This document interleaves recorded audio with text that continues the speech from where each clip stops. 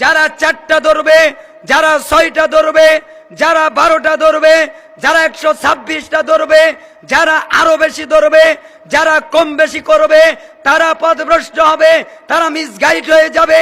যারা কোরআনকে আঁকড়ে ধরবে, যারা সুন্নাহকে আঁকড়ে ধরবে, তারা পথভ্রষ্টও হবে না, তারা কশ্চিনকালে গোমরাও হবে না। বলেন তো আজ থেকে আমরা কয়টা জিনিস আঁকড়ে ধরবো? আরো জোরে বলেন কয়টা? আমরা তৃতীয়টা চিনি না, আমরা চতুর্থটা চিনি না। আল্লাহর নবী তৃতীয়টা ধরতে বলে নাই, আল্লাহর নবী চতুর্থটা ধরতে বলে নাই। আল্লাহর নবী বলেছেন কোরআন আঁকড়ে ধরতে, আল্লাহর নবী বলেছেন হাদিসকে আঁকড়ে ধরতে। আবার কি মজার দলিল! আমাদের কাছে দলিলের অভাব নাই।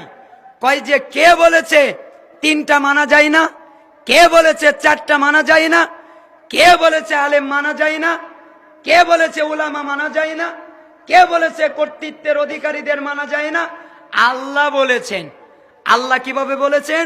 সূরা নিসা 59 নম্বর আয়াতে, ইয়া আইয়ুহাল্লাযীনা আমানু, হে ঈমানদারগণ, তোমরা যারা ঈমান এনেছো, আতিউল্লাহ, আল্লাহর আনুগত্য করো। তার মানে নির্দ্বিধায় আল্লাহ যা বলবেন তা আনুগত্য করো। ওয়াতিউর রাসূল, রাসূলের আনুগত্য করো। ওয়া উলিল আমরি মিনকুম, তোমাদের ভিতরে যারা উলুল আমর তাদের। এই যে পাওয়া গেল উলুল আমরদের মানা জায়েজ। পরে একটু করবেন না? আয়াত কি এখানেই শেষ না আরো আছে? মাঝে মধ্যে আমি মজাক করে একটা কথা বলি যে আমরা টাকা চোর দেখেছি, আমরা জমি চোরও দেখেছি, আমরা বিভিন্ন কিছু চুরি করা দেখেছি, কিন্তু আয়াত চোরও আছে। আয়াত চোরও। আচ্ছা, চুরি কাকে বলে বলেন? নিয়ে গোপন করা। চুরি কাকে বলে?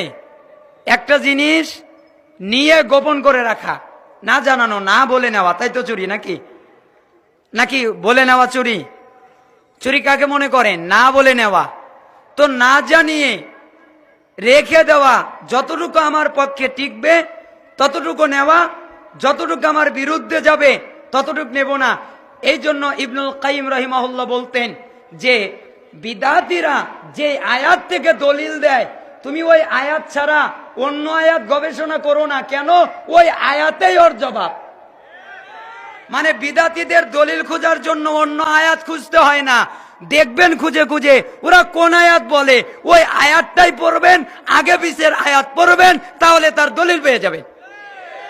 কিরকম? এই যে পরের অংশে আল্লাহ তাআলা বলছেন, ফাইন তানাযাতুম ফি শাইইন ফারুদ্দুহু ইলাল্লাহি ওয়ার রাসূল, যদি উলুল আমরে মতভেদ হয়, অর্থাৎ উলুল আমরে আর মেলে নাই, একজন বলে এদিকে যাও, আরেকজন বলে ওদিকে যাও, আরেকজন বলে ওইদিকে যাও, একজন বলে 2 আর 2 6, আরেকজন বলে 2 আর 2 9, আরেকজন বলে 2 আর 2 8, আরেকজন বলে 2 আর 2 4। মনে হয় 4টাই ঠিক।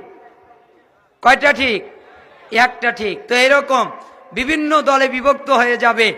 যখন মতানৈক্য দেখবে তখন তোমরা ওই মতানৈক্যের বিষয়টাকে ফিরিয়ে দেবে আল্লাহর দিকে এবং তার রসুলের দিকে। আল্লাহর দিকে ফিরানো মানে হলো কোরআনের দিকে ফিরানো, রাসূলের দিকে ফিরানো মানে হলো হাদিসের দিকে ফিরানো।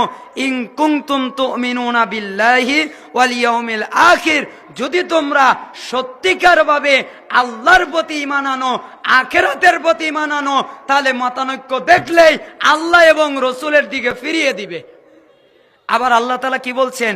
যালিকা খায়রু ওয়া আহসানু তাওয়িলা, সমাধানের দিক থেকে এটা সবচেয়ে উত্তম, এটাই হচ্ছে উত্তম সমাধান। তার মানে উত্তম সমাধান মতানৈক্য দেখলে মতানৈক্যই থাকে না, কোরআন সুন্নাহর দিকে ফিরিয়ে দেওয়া। বলে আমরা কোরআন সুন্নাহ বুঝি না, সাধারণ লোক দলিল দিয়ে কি করবে? সাধারণ লোকের দলিল আবার লাগে। ফাসআলু আহলা যিকর ইন কুনতুম লা তা'লামুন বিল বায়িনাতি ওয়াজ জুবুর, সূরা নাহল 43 এবং 44